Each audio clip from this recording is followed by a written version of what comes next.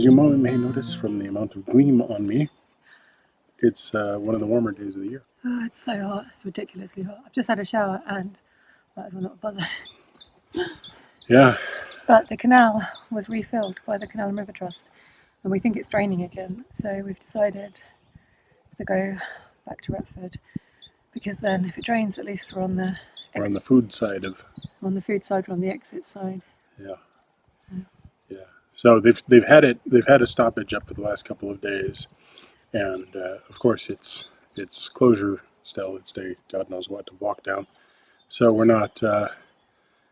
We weren't going to be moving, and we weren't normally going to be moving, and there wasn't any call to move. But then over the last couple of days, they've been obviously moving some water down. We got a call yesterday saying, "Yep, it's back up to levels you can travel through." So just to let you know, but they sort of reiterated, don't move unless you have to. And we weren't going to move until we ran out of food, which we're not really near. But then we found from another boater a mention of the idea that there may actually be a breach near a culvert because there's water where it normally isn't. So we just think it makes sense to be on the food side. Yeah, below the locks. So. We don't really feel like moving today, but I guess we'll just make the most of it. Yeah. So we got 2 locks to go here. And then one in Retford. And then one in Retford. You've seen it all before, but you'll see it again. All right, shall we go? Yeah. This turned out to be a great mooring. It's on the offside of the canal, and so there's no one walking past at all. The only problem was that we couldn't let George off the lead. There are some baby ducklings and coots in the canal just in front of us, which he decided to chase after one day. Thankfully, they all escaped unharmed, but we didn't want to risk it again.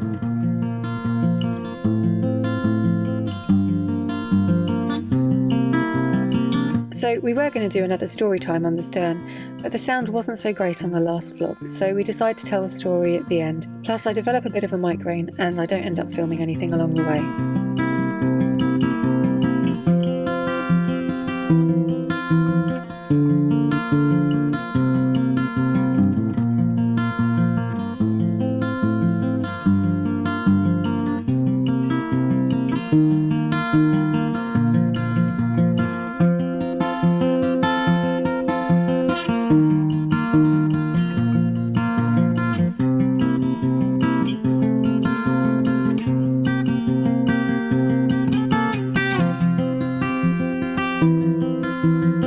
We're back in the Long Pound and the water levels are still up, so that's good news.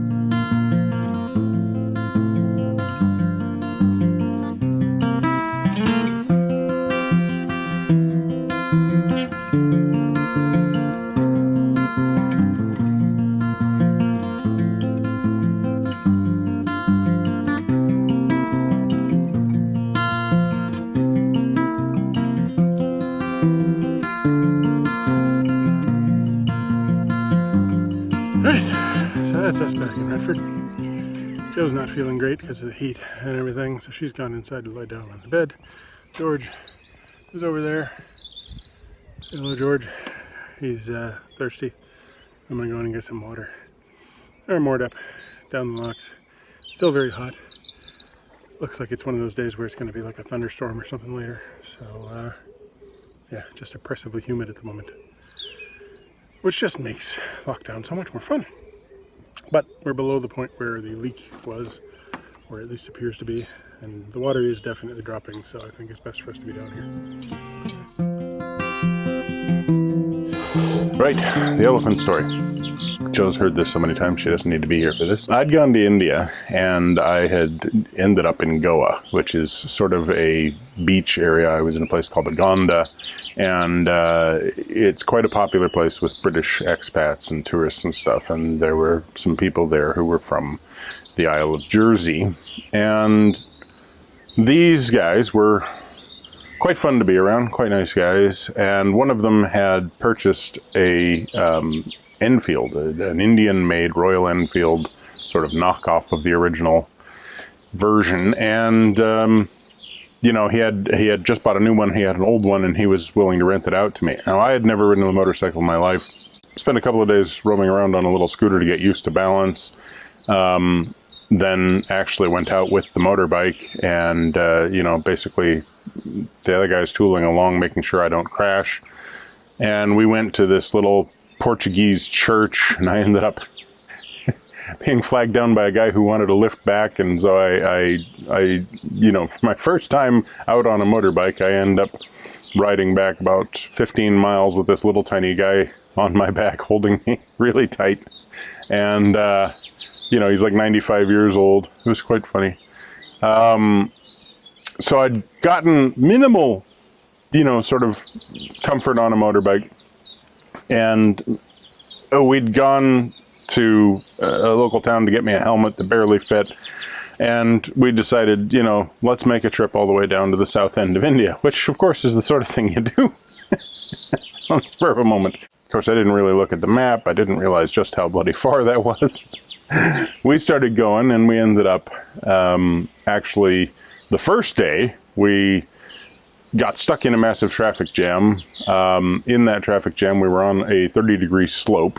I was barely able to hold the bike in position until this guy started hitting me with a rattan stick. That's when I dropped the bike. Then everybody got really, really sad that they'd landed this bike on top of this kid. So they came over and grabbed it and helped me turn the bike around, push it back up the hill.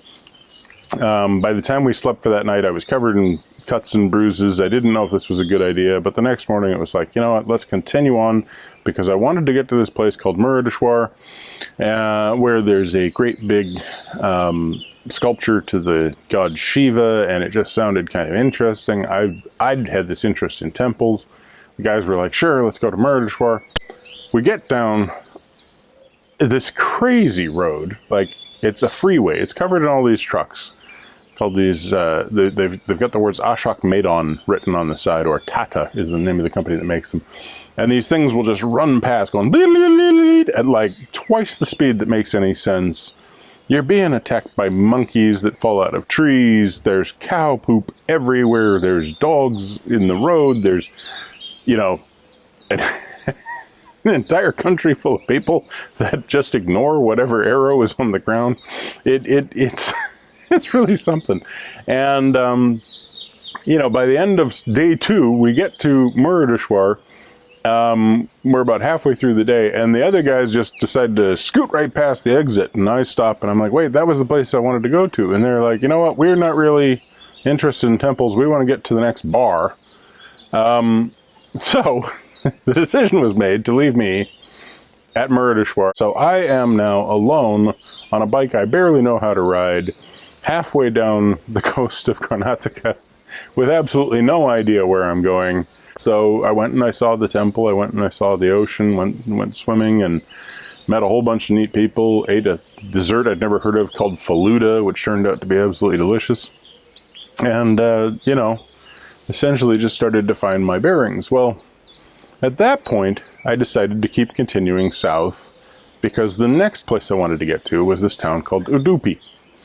Udupi was famous in India for its food, its vegetarian food. It's also got a temple that sounded absolutely fascinating. It's a Krishna temple that's very old. It's relatively rare. There's not very many of these Krishna temples, especially in the middle and south of the country. It sounded fascinating.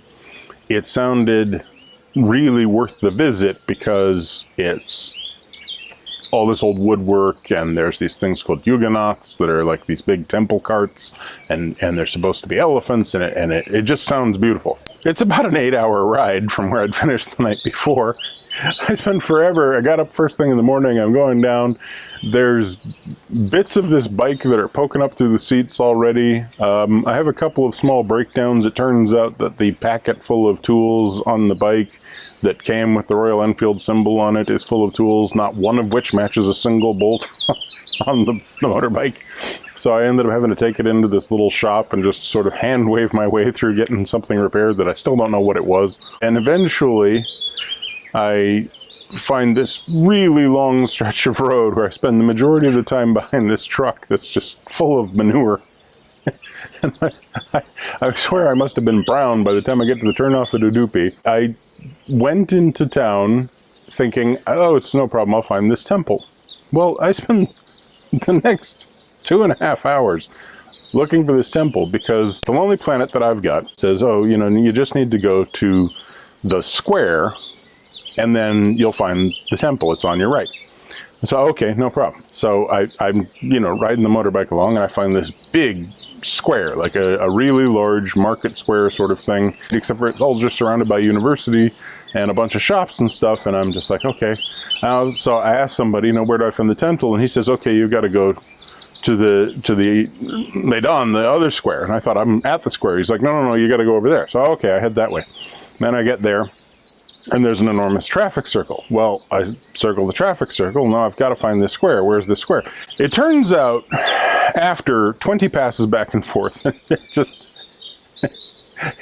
and actually having been right outside the temple at least 9 times, I finally found this place that had local maps, and it turns out that the square had been a traffic circle for generations and had been rebuilt recently, but was still known as the traffic circle locally.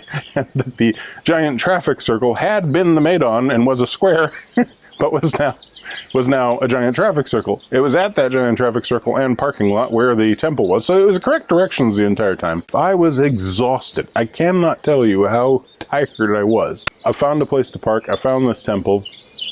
Let me go in and see it. I take this helmet that had barely fit. I've got sores on my head from where the helmet was, and I strap everything to the bike and walk inside this place. And it completely changes. Like, the noise and tumult of India, and especially, sort of decent-sized town, large amounts of dust and traffic, concrete dust everywhere, dogs and everything, just suddenly turns into this temple that looks like something out of postcards from the British Raj era.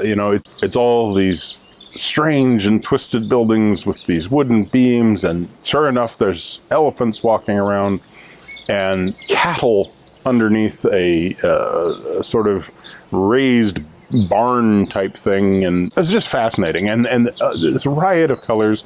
There's these monks, and they're just these amazing grim-faced guys in these black head wraps and black clothes in incredible heat. All of them got these grim faces on, and but they're walking around very silently, and it was just fascinating. And there's these children. It was absolutely just beautiful. And right at the entrance of all of this, there's this sort of big pen.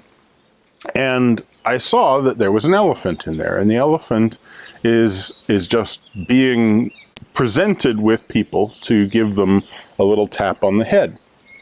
It's a form of puja. You go in like a sort of an offering. The monks are going in there, they're getting it done. Some of the adults are going in there. Lots of people with like little newborn babies are holding them up to the elephant, and it's just giving them a little tap on the head. And it just, it looks fascinating. The kids are trying to egg me on. They're like, you go. And I'm like, no. I don't feel comfortable with this idea. It's fascinating to watch, but I'm not going to engage yet. And I then go and I walk around the rest of the temple. The people there were so incredibly welcoming and friendly. I got taken on a little walk through the temple itself, and I got to look through at the actual idol of the god. And it was just this overwhelming experience with all these amazing smells and all these amazing sights, and not really knowing what the heck is going on, but still thinking it's absolutely the coolest thing. Towards the end, I finally go, okay, it's time for me to try and find a hotel and have some rest for the night. So I head back towards the entrance. The elephant had been brought out at one point to push one of the Yoganaths. I thought the puja thing was kind of done, but by the time I got back there, they brought the elephant back, and there was this big lineup of monks who were all lined up to get the elephant to touch them on the head. And these men with little babies and stuff, and the kids started encouraging me again, and they're like, you go. I'm like, you know what, okay, sure, fine, I'll do this. I get into line, and I just start to observe to try and understand, what's the etiquette here? What am I supposed to do? So all these guys in a row will go up and they'll give a little bit of money. The elephant will stick its trunk out, and they'll put a little bit of money on the trunk, and it'll take it, curl its trunk up like a sort of a fist, and hand it over to the caretaker who's sitting there at the side. The caretaker will put it away. The person will step forward, do a little bow, and the elephant will tap them on the head. I find out as they're sitting there, they're trying to explain the elephant's named Bapu, even though it's a girl, and I think it was actually named Lakshmi, but apparently when they're in the when they're doing blessings, they're Bapu because they're representing Ganesh. Bapu means grandfather, I think. So it was it was a little bit confusing. And I'm moving up the line, and I see everybody's doing small bills, 10 rupees, 100 rupees, sometimes, the ones with the like newborns and everything. And I'm just like, okay, I don't really know what to do here, because what I've got is just what the ATM had given me, which were these huge bills, which like each one represented 3 nights of hotel. So I can't give away one of these. The only small stuff I've got is these coins, these 10 rupee coins, which I'd gotten a lot of because as I was traveling through India, I'd discovered that the government had recently made a switch from the old bills to coins, and a lot of small shops simply take every opportunity they can to give you back the coins and keep the bills. I don't really know what that was all about, but people just didn't like the coins very much, I guess. So every Westerner I ran into had these fists full of coins and no small bills, and it was hard to buy things because people didn't want the coins. So they'd always try and get me to change a larger bill out. Well, I've gotten to the temple and I've got nothing but really large bills and a bunch of small coins. So I see everybody doing, okay, 10 rupees, 10 rupees. I'm like, okay, all right. So that's what I'm supposed to do, 10 rupees. So, I go up and I look at the caretaker and I'm like, is this okay? And he's like, yeah, no problem.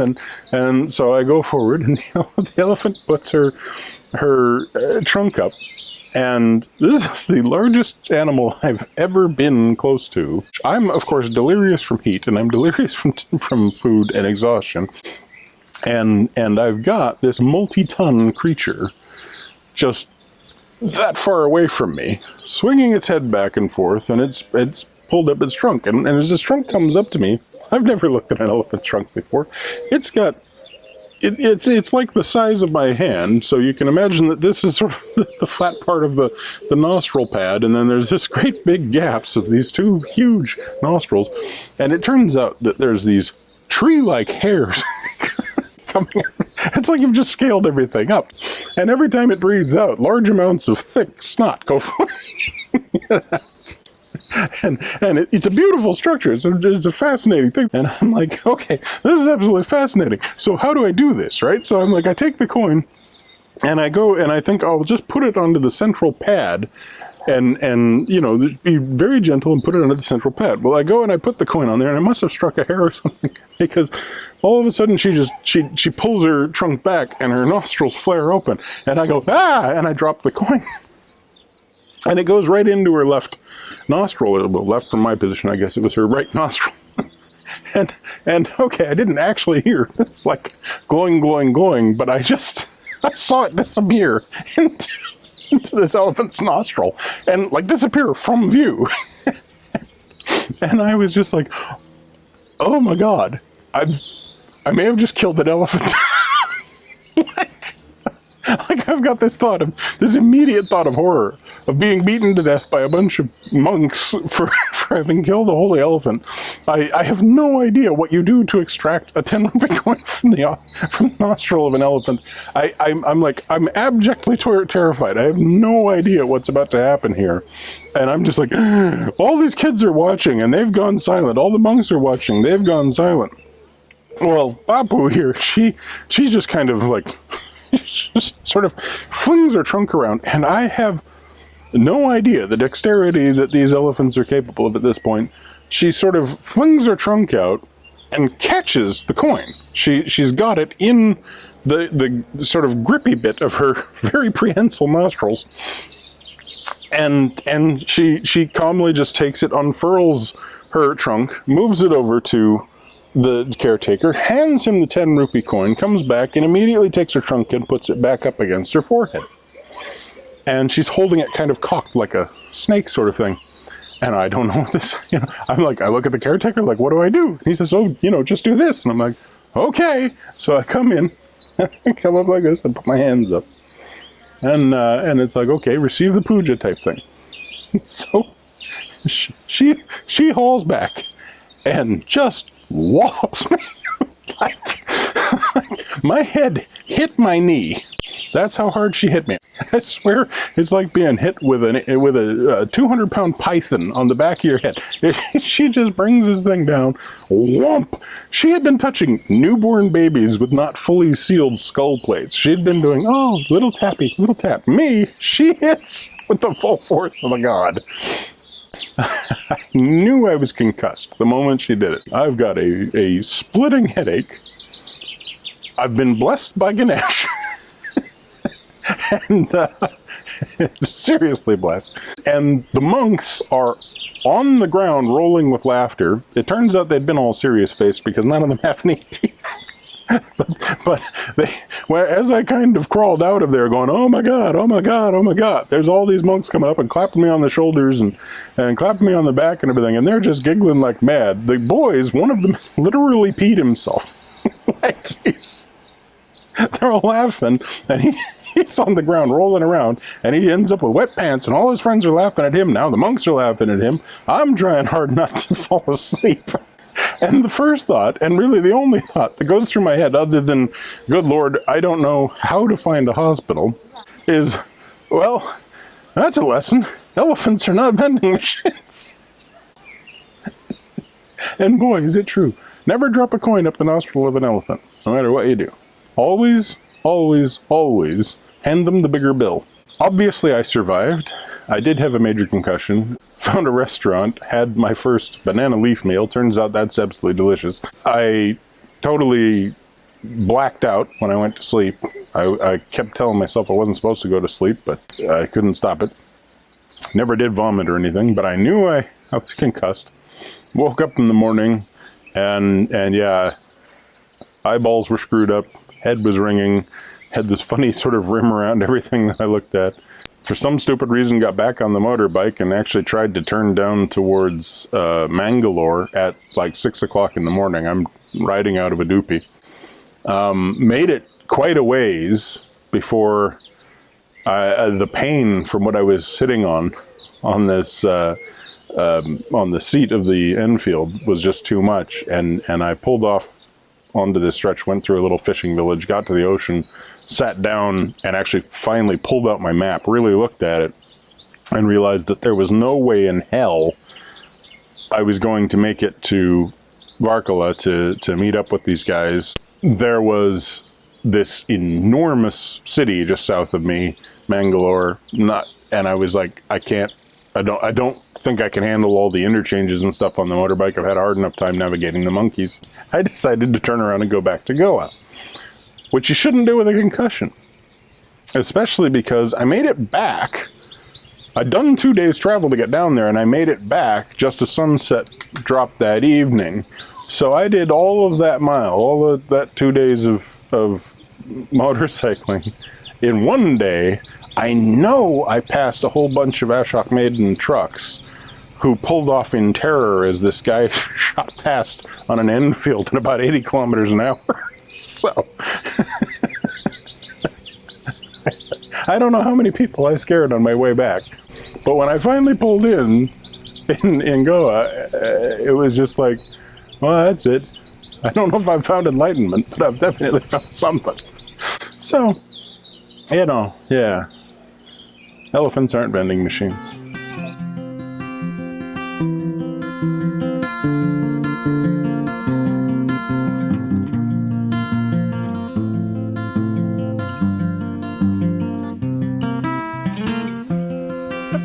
So that's us back in Retford. Jo's not feeling the best right now, so she's going inside. George is sitting over the side of the boat. Down there somewhere. Oh, that's just pooped in those bags. That's embarrassing.